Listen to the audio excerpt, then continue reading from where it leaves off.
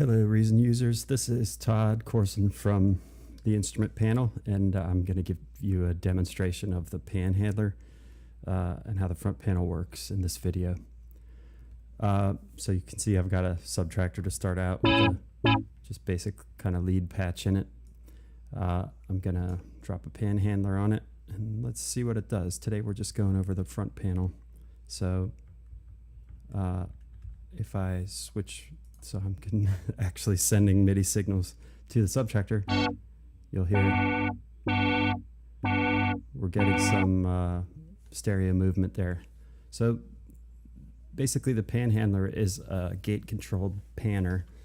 You can do a lot of things where you control the way the pan happens, how long it takes, what kind of form it takes. You know, does it start fast and slow down? Does it start slow and speed up? Does it, have kind of a simple harmonic motion to it? All those things can be done in the center of the PanHandler. This is kind of the heart of the device, and this is where we tell it how the pan's going to behave, in addition to this section right here under the logo, where we can tell how fast the pan will move, and if it's going to alternate directions, or if it's always going to sweep from right to left or from left to right. And also we can control whether the pan time is synchronized with the tempo, or whether it's just in seconds, milliseconds, and just kind of free. So basically, in order for the pan to get triggered, we need some kind of signal to tell us to trigger it, and that's why this is a gate-controlled panner. So we have some kind of a gate that comes in and tells us when we should take action. So the first section is how we do that. That's kind of how we control when the PanHandler takes, when it makes the sound move. Keep in mind, whenever we talk about going from left to right or right to left, that doesn't have to be how you use this device. Of course, you can make the sound go from whatever you put in your left channel, you can morph to whatever you put in your right channel. You can even gang a couple of these together. But basically, most of the time we're going to use it as stereo, left, right, but you could actually route those signals in other ways. You could take whatever's coming out your primary output, and you could do something with that, and maybe turn that in, run that through a stereo effect, and have that be one sound. And then when the PanHandler moves to the other side, you'll get whatever's coming out of the right channel. But we're not going to spend too much time on the back panel today.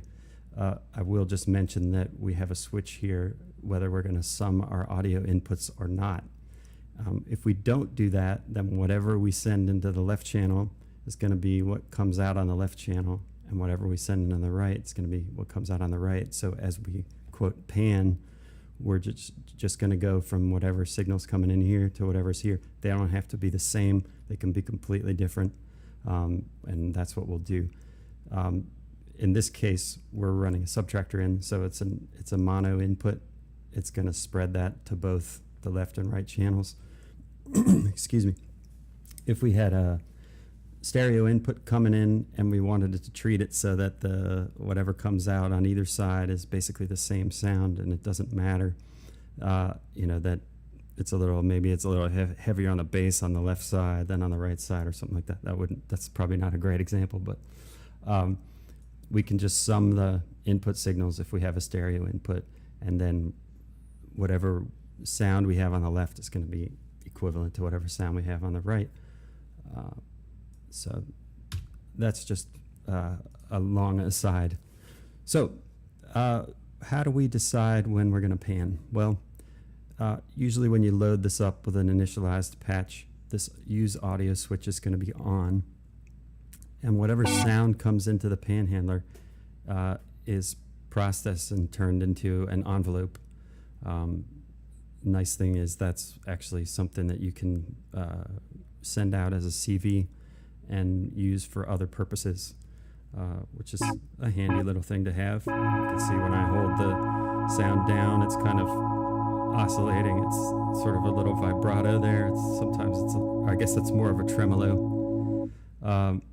So what are my controls here? I've got a threshold. You can see if I have this down low and I hit something, this little light that tells me I got a valid, enough sound to trigger it is going to light up, and then we're going to see the pan move because we got a trigger. Now that's not always the case. Notice I'll hit this and I'll trigger twice, but the pan does not go twice. So we have some control over that, which we'll get into a little bit later. We have a couple other parameters that we can use here. We have a deadband, which says, okay, after I get triggered, how low does the signal need to go before I'll consider a new value a trigger? So I can put my threshold here and I can trigger some sound. You can see it looks like it's riding above and below that threshold, but we have our deadband set to 50%, which is telling us that basically the intensity of that signal needs to drop to half of our threshold before we'll consider a new sound a valid trigger. So here we can do that. If I crank that deadband up and make it really close, I can even go 100%, which is basically telling me here now we're getting maybe too much triggering, but this is, you can see that sound is going up and down above and below the threshold, and every time it drops down below and then pops up again, we get another trigger because our deadband is so high. Still get a little bit here.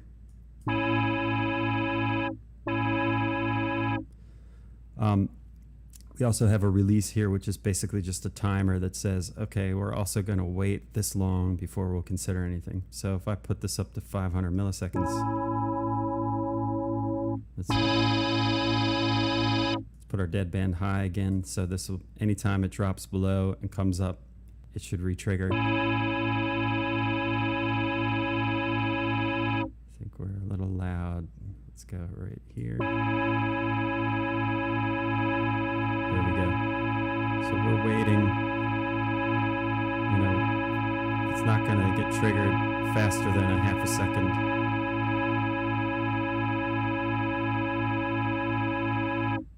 So I feel like we should change sounds at this point. You might be getting tired of listening to that one.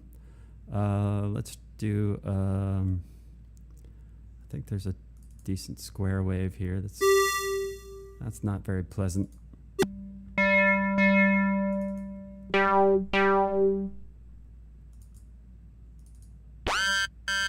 Trying to find a nice pleasant sound here. We'll go with that one for a little while, so you can hear that sound moving. So that's basically the triggering from audio. You're going to set your threshold so that the sound is getting loud enough to trigger it. You can set the deadband for, if you're doing something real staccato, you can lower that. If you're trying to get the thing to trigger more with a more subtle variations in volume, you can raise that up. As always, in Reason, you can control click it to go back to the default, which here is 50%, which usually works pretty well. And then our release time, the default value on that is fairly low. You can tweak this as you like to work with whatever input you're sending into the device. Now, there are actually two other ways that we can trigger these pans to happen, or at least send triggers, which may or may not be acted on. One way we can do that is through a gate signal, like a CV gate. So let's real quickly, we'll jump over and throw a matrix below here. I'm going to hold shift so it doesn't do any auto routing. Flip this around, and let's take our gate CV here and run it into the triggering gate in on the back of the PanHandler. And we'll flip the rack around. So if I just do a basic gate here, you might notice nothing's happening. Well, whenever you have the use audio switch on, that's the only thing it's going to use for triggering pans. So we'll have to turn that off, and then you'll see now we're getting a lot of trigger events fairly quickly. Well, let's just slow this thing down. Now we get a steady pulse. What's interesting here is I have this on quarter notes, and my pan time is set to quarter notes, and you'll notice every time this steps, we get a new pan. And that's the timing on this is very precise. So if you want to do something that's real steady to the beat, you can set your note length here, set your pan note length. That pan will finish just in time for the next pulse to trigger another pan. And that's even if we change this retriggering setting, which I'll get into later, but we'll put that at 100%, which says the pan has to complete all the way before we'll accept a new trigger. We can see every quarter note we're getting a pan. Let's go ahead and play a note. Switch back to here. So back and forth it goes. If you're listening with headphones, I have the width a little lower. Our default setting is 90%, so the output of the signal doesn't go all the way to the left speaker, and the right speaker is totally no signal at all, or the other way. That's usually it can be a little bit jarring if you go all the way to one side versus the other when you're wearing headphones. You know, in a mix, it's not going to be quite as noticeable, but sometimes it's nice to reduce that width. Of course, you can do it in the Reason mixer, but I had a suggestion from one of the beta testers and decided it was a good idea to put it right into the device so that you don't have to, you know, always go up to the mixer and make that change. You can just do it right here. And I think a lot of the presets, a lot of the patches that you'll open probably don't use 100% width. They'll be a little lower. Some of them may. You know, hey, you're the mixer, so you get to decide what to do with it in the end. But I'm going to play a note, and you can hear that it's just going back and forth.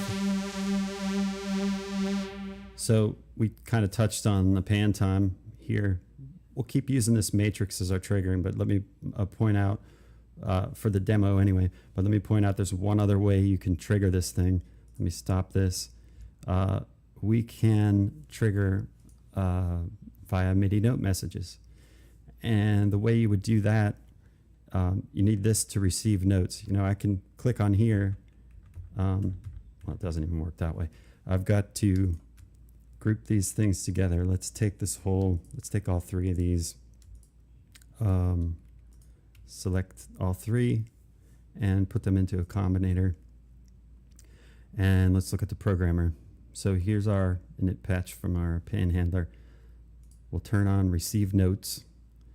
Matrix by default doesn't, you know, typically this is an effect, so it won't receive notes by default. But if you go ahead and turn that on, now we're actually able to send notes to it and trigger our pans when we get a MIDI note. So if we are sending our MIDI notes to this combinator now, let's hide that programmer so we can see everything on the screen. I'll press a note. Okay, so we're getting sound. We're not getting our pan, and that's because we have the gate in. Sort of in the same way that use audio will override a gate signal or a note signal. Having a cable connected to the gate in will say that's the way we want to do it. We don't want to do it by MIDI note. So if you have this switch off and you don't have a gate connected, now your MIDI notes will trigger your pans. And there's a switch on the back. This is, you know, we're not going to get too much into the back panel, but there's a few things that are kind of useful with what you're doing on the front panel. This allow chords switch is telling us that if I press one note and then hit another note or other notes, maybe I'm going to play it. This is a lead, so it's not going to work for us to hear a chord. So let's go to something like a pad, and got to switch back to sending our MIDI to the combinator and not just the subtractor. I can play a chord, and I can go maybe arpeggiate that chord. I can't hear that one too well. Let's try a different one.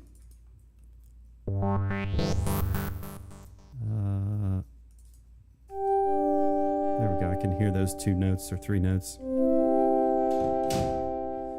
Let's reduce the width a little bit so we can hear, can play those 3 notes, and it's not going to allow a new trigger until I let go of all those notes. So if I press, the keys are slightly different, the timing's a little bit, I'm not hitting all 3 keys exactly at the same time. We're only going to get 1 trigger out of that.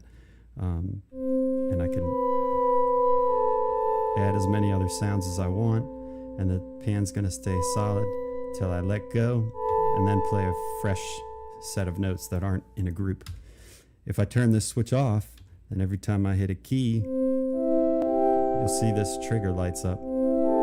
Now, if I'm doing a slow pan, let's go up here. You can see we're moving very slowly, and we get triggers, but because of our pan time, we haven't finished our existing pan yet. We're not going to start a new one. We're going to finish the existing pan that we started.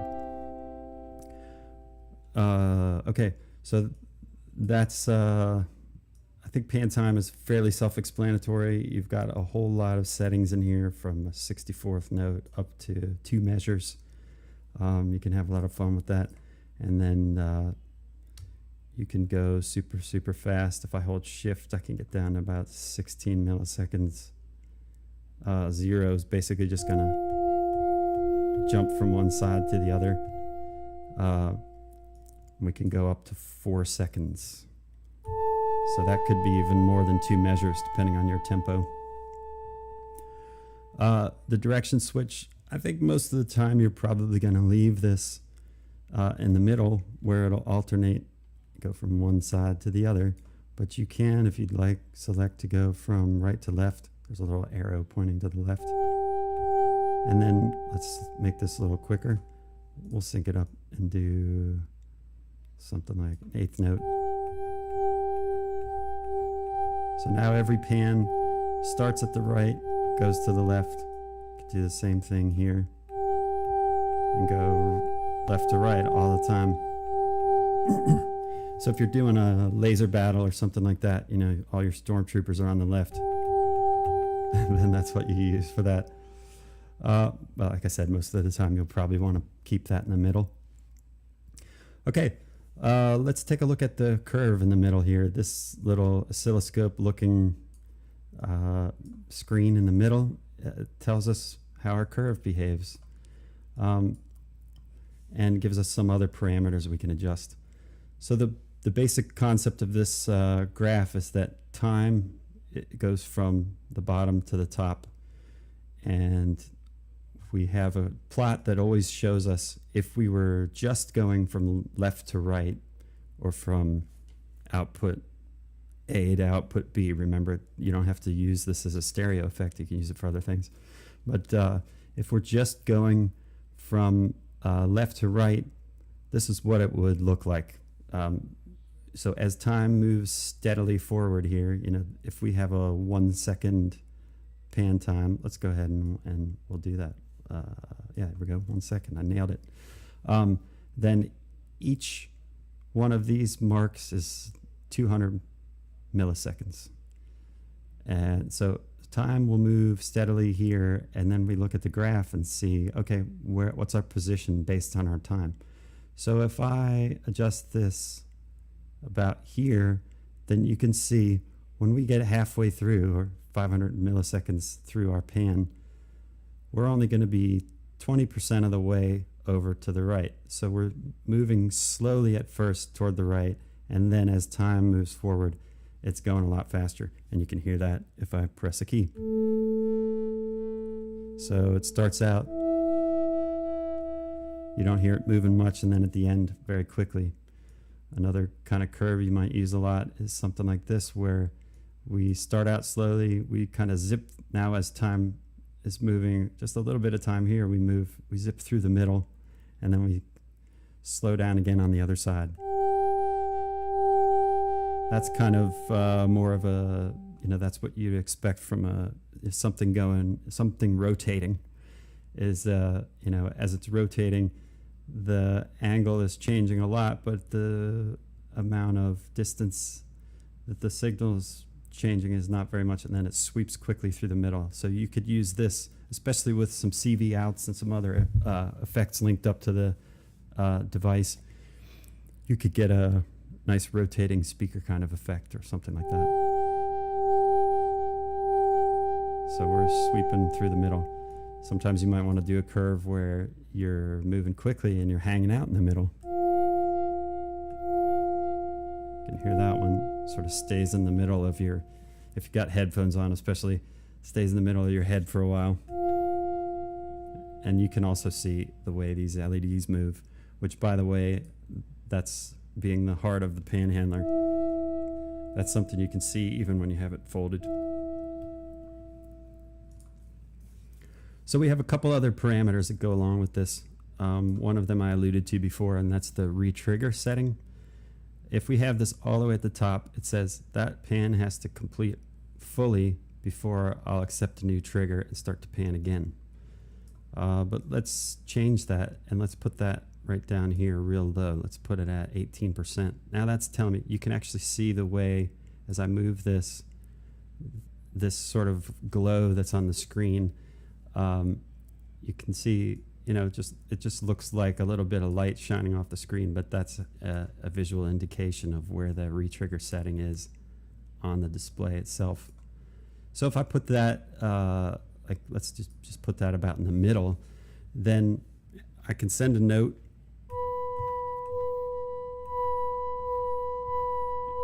And once I've gotten to the middle here, once I'm halfway through that pan, if I get a new trigger, I'll start a new pan. And what the PanHandler does at that point, we'll do a real slow one so you can see. So it's starting to move, and if I send it a new gate or note or some audio that triggers it, it'll jump from, it's gotten this far. If it's a little farther than that, it'll jump over to the other side and start a new pan from the other side, because we're alternating. So we get that effect, that jump, which can actually be a really interesting effect. I'm sure you guys will do a better job of coming up with something musically intriguing using this effect than I probably could. Of course, if we have this set to only one direction, then we'll just jump back, starting again. This is, since we're going left to right, anytime we get re-triggered, we'll start at the left again. So that's your re-trigger. We also have, let me go to the exaggeration here. I'll tell you about that one.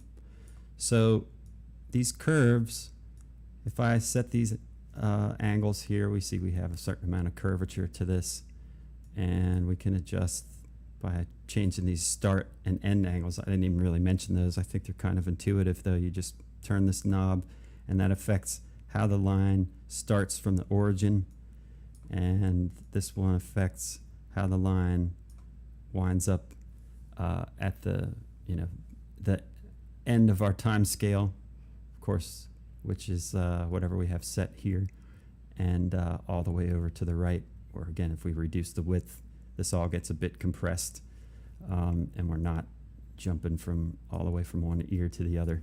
Get still maintain a little bit of sound out of each speaker or headphone. So these knobs you turn, and it adjusts the way the curve starts and ends.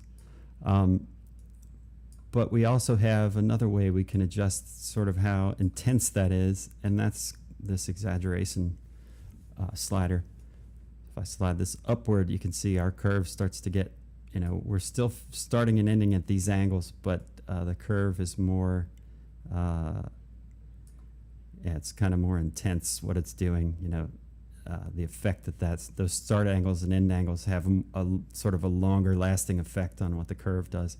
And if I drop this all the way down to 0, it almost doesn't even matter what these knobs are set at. I've got a tiny little bit of curvature still happening based on the start and end angles. So the more exaggerated it is, the more the angles, kind of the more of the curve they affect. You can do some really interesting things with that. If you start point straight up and end pointing straight down, and you crank the exaggeration way up. You'll notice, I'll show you the other one first. If we start out going flat and end going flat, and we crank our exaggeration up, we can actually get our curve to reverse itself in the middle. So as time is moving along, we move, quickly at first, all the way even past the middle before we're at, about less than 100 milliseconds here. By the time we get to 50%, we're back in the middle again. We've swung back around and we do the same thing. So that you can get some real swimmy effects there. You can hear that signal jumping around.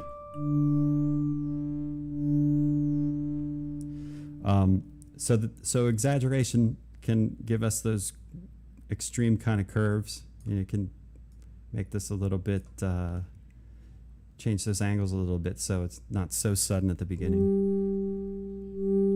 You can get a really nice swirling kind of effect from that.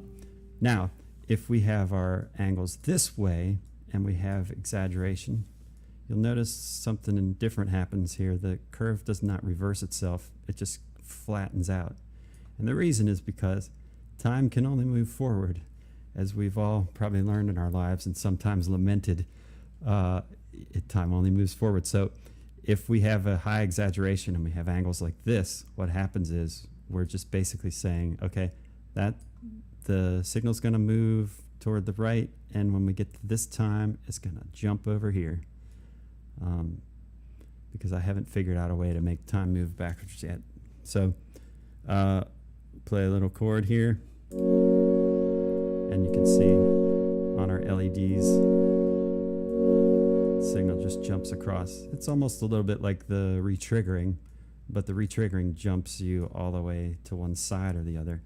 And this one you have some control over. You could do something like this where that's basically a zero time that it takes to go from here to here.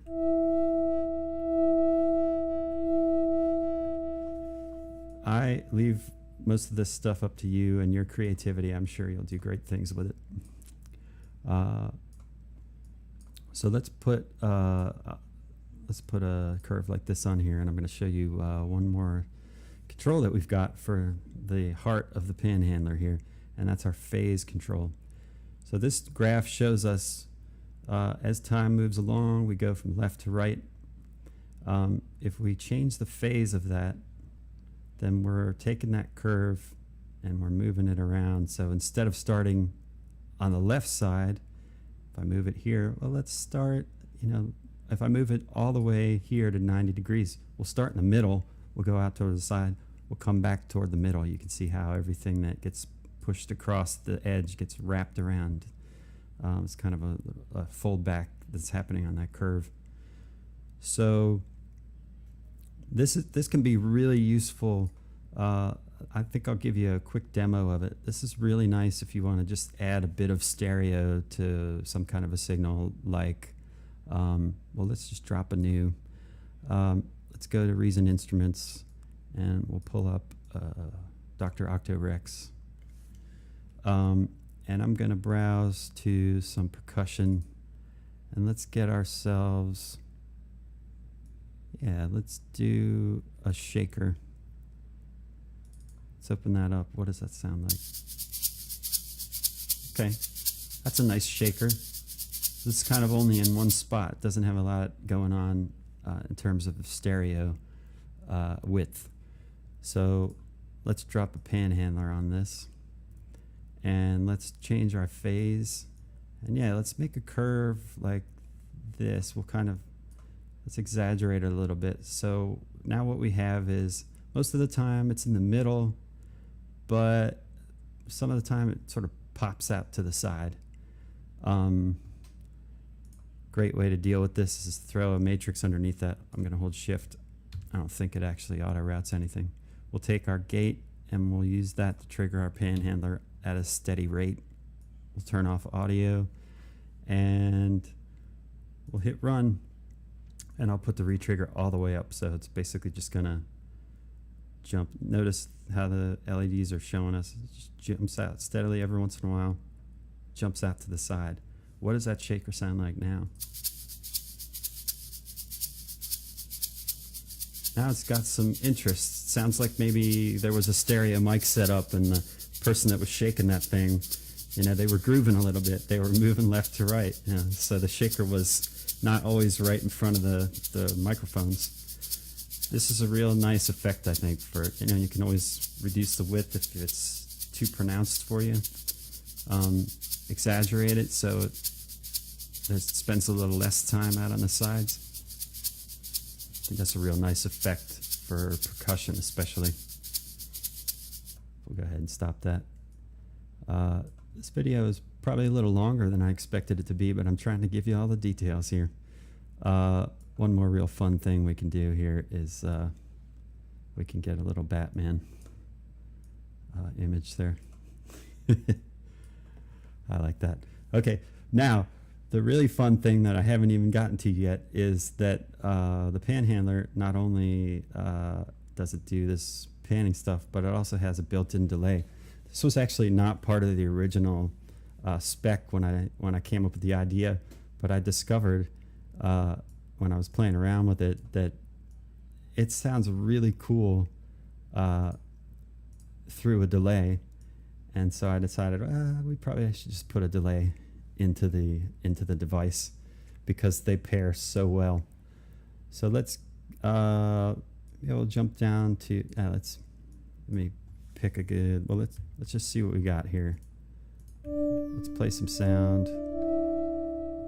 I think for these it's kind of nice to illustrate with an effects patch.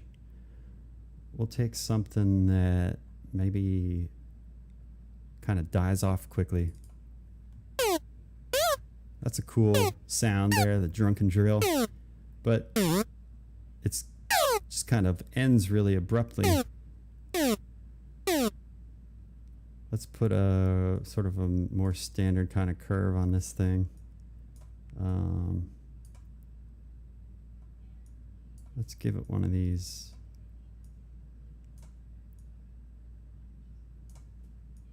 Okay, I'll control click here.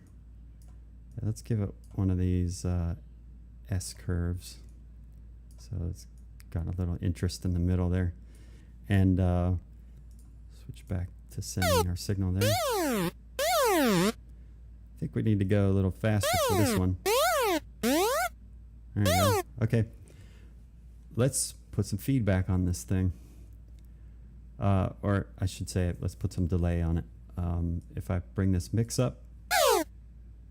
Alright, now we've got, that's a really slow delay there, so let's change that. This delay will go up to 4 seconds. If you're using really high sampling rate, like 192K or whatever, I think it's a little shorter than 4 seconds, the full length. I don't have the exact specs in front of me at the moment. But if you do have a really slow tempo, I think you can always do 4 seconds. But if you are using a synchronized delay and you put yourself at a really, really slow tempo, well, I'll just illustrate. So like a 2 measure, let's go to, I probably won't even be able to show you on here. Oh, yeah, we've got it. If I go to 60, 2 measures, you can see here this light is on. It's telling me I've hit the maximum. There's a fixed amount of time for your delay buffer, and if your tempo is real slow or your sampling rate's real high, it's going to affect how much time that gives you. So you'll see that light up if you've hit that limit. Most of the time, you're probably not going to be anywhere where, you're not going to want a delay that's that long. So you probably will rarely see that. We can set a 1/4 second delay here, and now there we go. Now we've got something. We've got positive and negative feedback. Negative feedback just inverts the phase of the signal that's fed into the feedback loop. So most of the time you won't hear much of a difference between those, but if you're a real tweaker, you might get into something where you find it helpful to have that feedback negative. You know, maybe if you're getting some additive waves that are happening and making the sound too loud, you might try some negative feedback and see what you get. Another option we have is to cross our delay lines, which can give you some really nice swimmy stuff. Basically that says, okay, whatever we feed back, we're going to send the left signal to the right channel and the right signal to the left channel. And then if our initial pan was going left to right, then our echo is going to go right to left. The next echo left to right. Here's what it sounds like. Crank that width up. Okay. Are you getting spaced out yet? The rest of this is, well, there's one other thing that's not that self-explanatory. That's this time tweak switch. I discovered early on that I could get a really cool delay effect if I took a rhythmic patch. We can just go to our, we'll just pull up those same old acoustic drums that everyone's probably tired of hearing because it's the default. Okay, let's put this, let's reset this guy. Okay, so we've got a pretty slow pan going on right now. Let's mix in some delay. And let's synchronize it. Yeah, hold on a second. Let's go ahead and stop this for a moment. One of the things about this delay is that it doesn't do any time stretching. It's a fairly simple delay. So let's say, for example, I've got my delay set at 1 second and I send a signal into it. Okay. So we're getting an echo from that. I'm going to mix that in. I'll crank the mix and the feedback up so they last longer. So if I drop that delay, basically, if I have a signal that's getting fed back and my delay's at 1 second, or let's say my delay, let's say my delay's at 1 second, and then I change, okay, and I get a feedback that goes into that, and then I change the delay to 2 seconds, so that sound is still in that delay buffer and it's moving along. So if at 1.5 seconds I change the delay to 2 seconds, then that signal is gonna, I'm sort of just using my mouse to show you, like, here's 0 time and here's the past. We're moving into the past. I know on this chart time is up and down, so it's probably a poor illustration in this case. But if I have a signal that's in that feedback loop, and it's moving along here and it's getting fed back, and I move that delay out to 2 seconds, then this is almost like a piece of tape that's moving along, and I've recorded stuff onto it. So I recorded something initially, and then my delay was at 1 second. So when I got here, I fed that back in, and then that recorded moment is moving along. If at some point I move the delay out to 2 seconds, that thing's going to hit that 2 second and get fed back from there. So it gets a bit glitchy if you're moving this thing around. You know, you're going to get kind of some unpredictable results out of it. But sometimes happy accidents lead to great music. So that's what we have in there. And you can actually, there's a CV that you can manipulate that from on the back panel. So you can go real crazy with it. If you have the delay synced, I'm going to get back finally to this time tweak switch. If you have the delay time synchronized, let's say I go to, let's put this on quarter notes. What I discovered when I was experimenting with this delay and developing it was that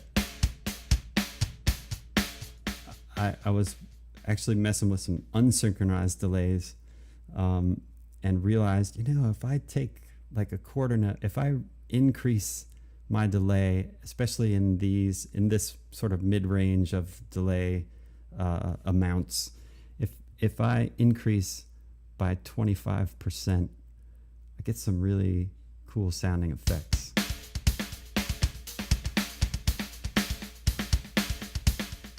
I hope you agree. That sounds pretty cool. Those are some, you get these kind of extra beats or like whatever. It sounds really good with that. And it also sounds cool if you drop that down by 25%.